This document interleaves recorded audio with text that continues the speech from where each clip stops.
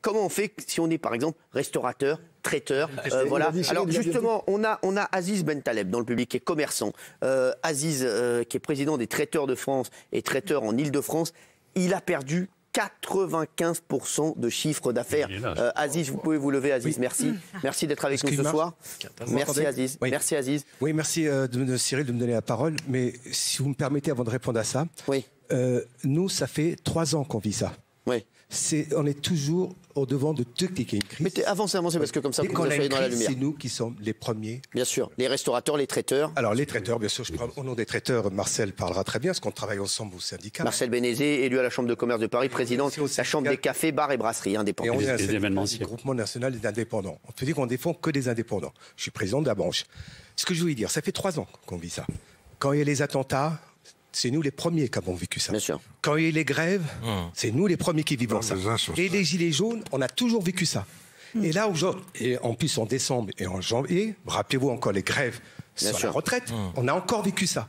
Ça fait maintenant 3 ans. Comment une PME comme nous, on peut supporter ça?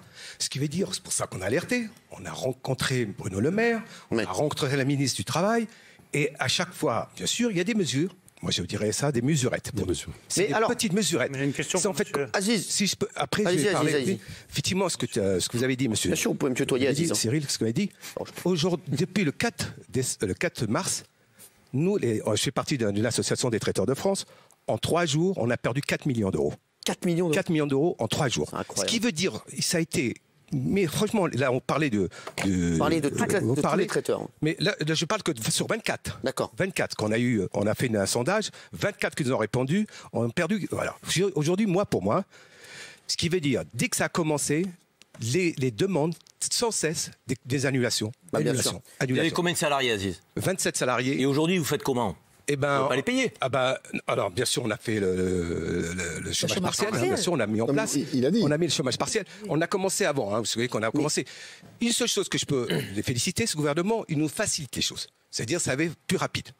Mais par contre, moi, j'ai une structure comptable, j'ai des personnes, mais dans les petites PME, parce que 90% des traiteurs qui représentent 15 000 entreprises en France n'ont pas ces structures. Aujourd'hui, ils sont complètement abandonnés, personne. Moi, j'ai demandé à la ministre, qui ne répond toujours pas, si elle m'entend aujourd'hui, qu'elle mette une plateforme avec un numéro, qu'on peut les aider, ces entreprises. Ministre du Travail. D'accord. Qui mette une plateforme avec un numéro, comme on a fait pour tout, qu'on les aide, qu'on les accompagne. Nous, au syndicat, on est submergés, on n'a même pas des réponses à des questions qu'ils mettent en place. Un exemple, je vais rentrer un peu de technique, excuse-moi, Cyril. On ne sait pas aujourd'hui comment le salarié va être indemnisé. Parce que nous, sur notre branche, on est sur 39 heures. Est-ce qu'ils vont être salariés, est-ce qu'ils vont être indemnisés sur 35, 39, 36 On ne sait pas encore. 35, 36 peut-être. Le patron le sait. 35. Mais au taux du SMIC. Au taux du SMIC. Exactement. Non, ça c'est l'entreprise. Je parle du salarié. Le reste, ce sera à la charge de l'entreprise. Alors moi, je parlais maintenant de l'entreprise. Alors, nous, ce qu'on nous indemnise, parce qu'on nous fait croire, ça y est, c'est pas la solution. On nous indemnise 7,74 € de l'heure. Imaginez-vous comment on continue. Puis les charges patronales qu'il faut qu'on continue à payer, c'est des mesures. 7,74 €, le taux horaire est de combien pour vous? Le SMIC, déjà, il est en dessous. Nous, on n'a pas de SMIC. On n'a pas de SMIC. Les cadres chez moi, ils touchent. Voilà, ils touchent beaucoup plus important. Comment? Le taux horaire du SMIC. S'il vous plaît, là, on est un peu trop technique. J'aimerais pas rentrer dans le technique. Voilà, alors, je vais dire. Je voudrais juste votre témoignage, Aziz. Cette mesure, simplement, ce qu'elle va faire, c'est des semaines. On ne tiendra pas plus. On n'a plus de trésorerie, on n'a plus de fonds de roulement. Combien de temps vous pouvez tenir, vous? Moi, je veux dire un mois. Un mois. Mais là, je vais vous faire pleurer. Même avec mais bien sûr, c'est comment vous voulez. Moi, le mois d'avril, j'ai plus une commande.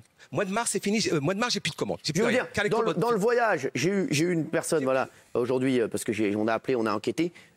Là, durant les 2 dernières semaines, ils ont eu beaucoup plus d'annulations, bien sûr, que de réservations. C'est incroyable, c'est la première fois, c'est historique.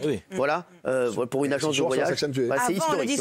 Avant le discours. Donc vous imaginez bien ce qui va se passer dans les prochains jours et avec la bourse qui va encore dévisser demain avec le discours d'Emmanuel Macron. Ça va dévisser demain, Christopher? Je pense que la bourse sera pas du tout, va pas réagir à cela. On a eu une séance qui était catastrophique. Le problème, c'est qu'Emmanuel Macron nous présente le premier étage de la fusée. Mais c'est pas suffisant, vous le dites vous-même. Si vous n'avez pas de chiffre d'affaires, même si on report la fiscalité à quelques mois, ça ne va pas vous aider. Donc le risque aujourd'hui, c'est d'avoir effectivement dans des secteurs qui sont clés beaucoup de faillites. Le tourisme, c'est le cas d'école. Le tourisme, vous avez 2,8 millions d'emplois en France qui sont liés au tourisme.